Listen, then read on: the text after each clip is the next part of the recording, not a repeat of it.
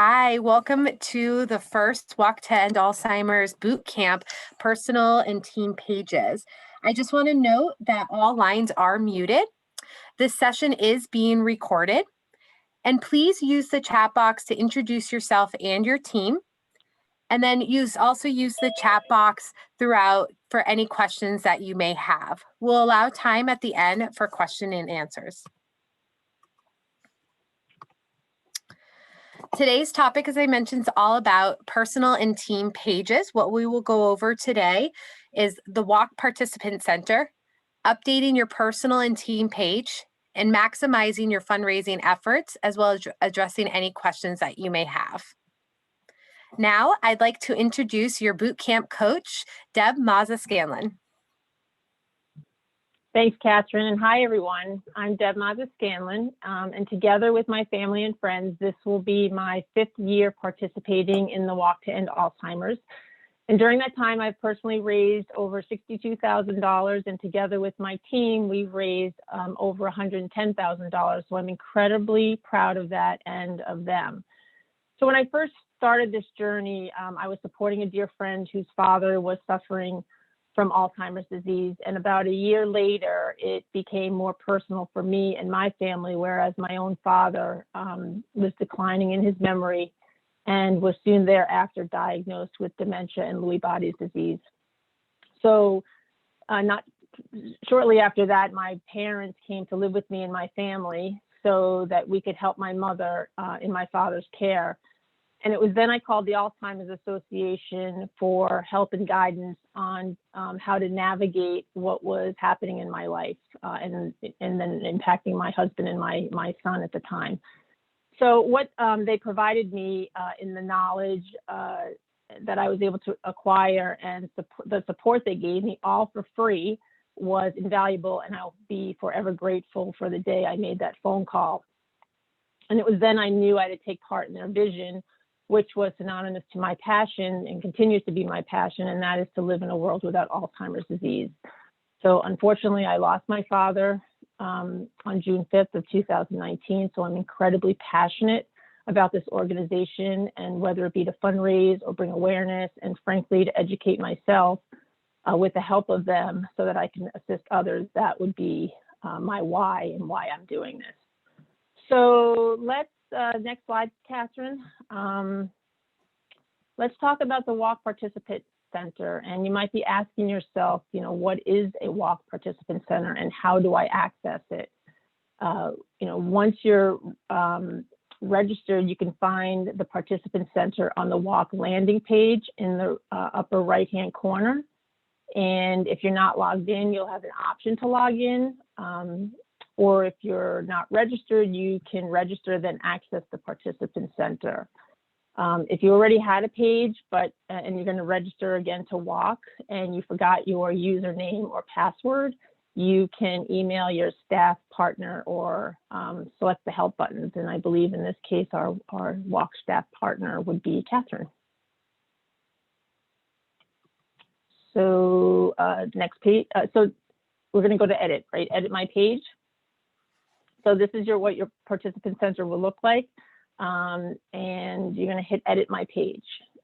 So once you're logged in the Participant Center, you will be provided with a number of options. The first thing you want to do is edit my page.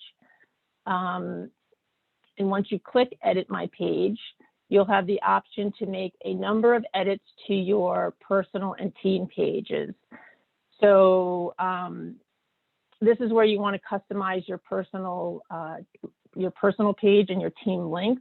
In this example on the screen, Catherine uses her name. Mine says "No one is immune," but you can use something that's meaningful or for you, or something that's easy to remember. And then on these pages, there's a lot of things. So like once you hit this page, or you want to kind of scroll down. You'll want to scroll down because there's a lot of other options. So there'll be an edit your photo or video option, and yes, you can add a video to that. There'll be an edit your story, and this is really important because things may have changed since maybe the last time you walked. So for instance, when I first started my page 5 years ago, I was walking in support of my friend. And then soon thereafter, I was walking in support of my father. And now I am walking in memory of him. So it's little things like that that make your story powerful to the reader. So you want to make sure that you always edit your story.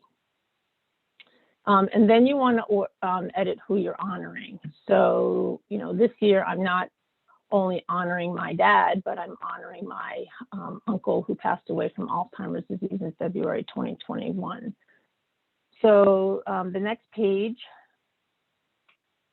will be is an example of what a complete personal page looks like. So this happens to be my page with my story, my uncle and my dad, and that's what it looks like. So it's important to note that your page just needs to be updated every single year. And then, your team page. You can add a photo to your team page or a company logo, share why your team is involved in the walk, promote your team fundraising events. In this example, they're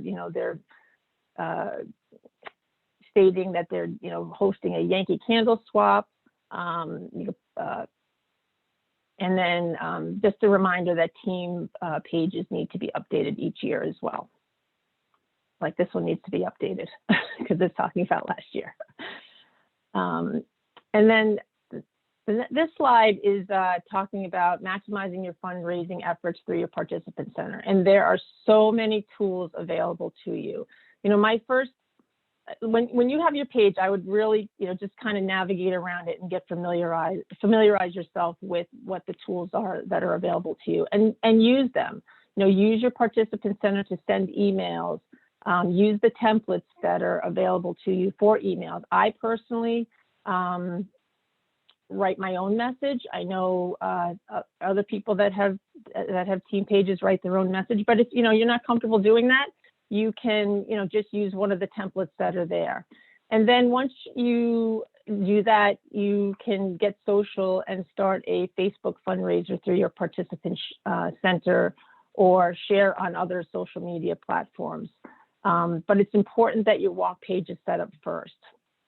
You can connect, once your walk page is set up first, as you'll see, you can connect this walk page to create a Facebook fundraiser with the push of a button.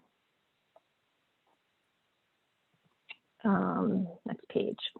And then, maximize your fundraising efforts. There are tools and tips. Did you know that the participant center is full of these fundraising tools and tips and forms?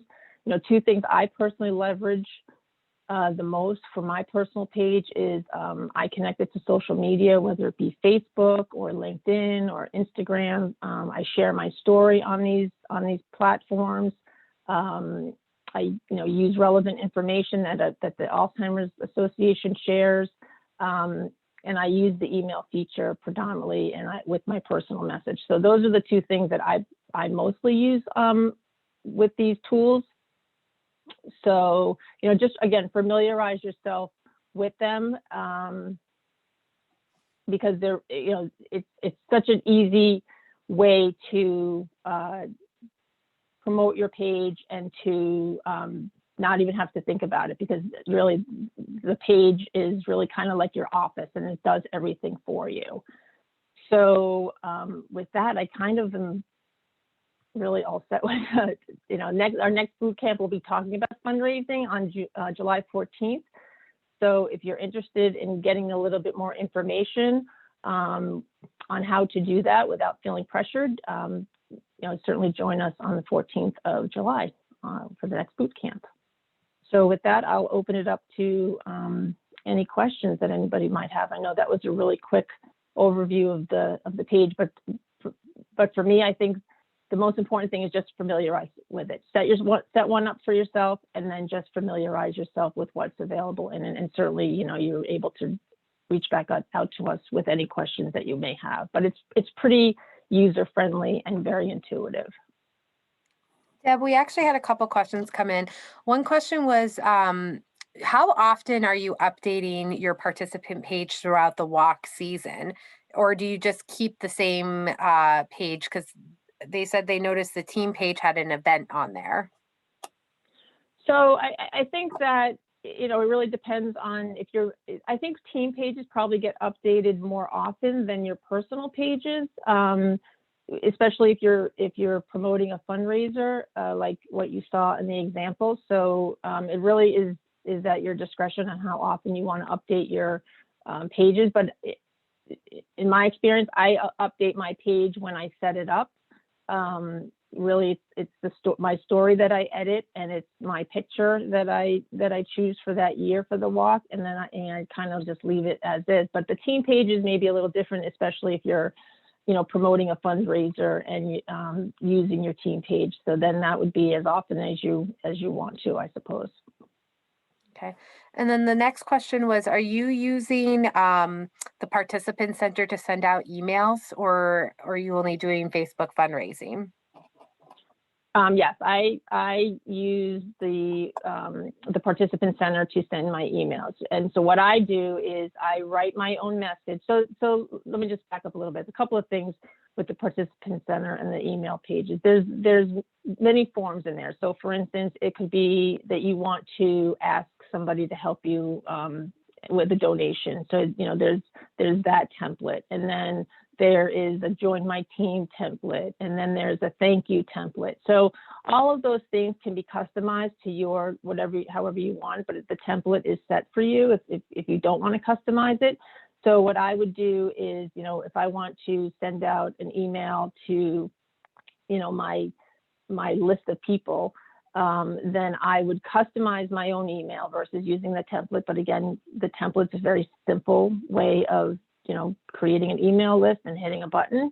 But I like to personalize it a little bit. So I do that. And then what I do is I send a sample to myself. So I will, put my email address in the two, and then hit send. And then I will get the email so then I can see actually what it looks like, so before I send it to the masses that I may be sending it to.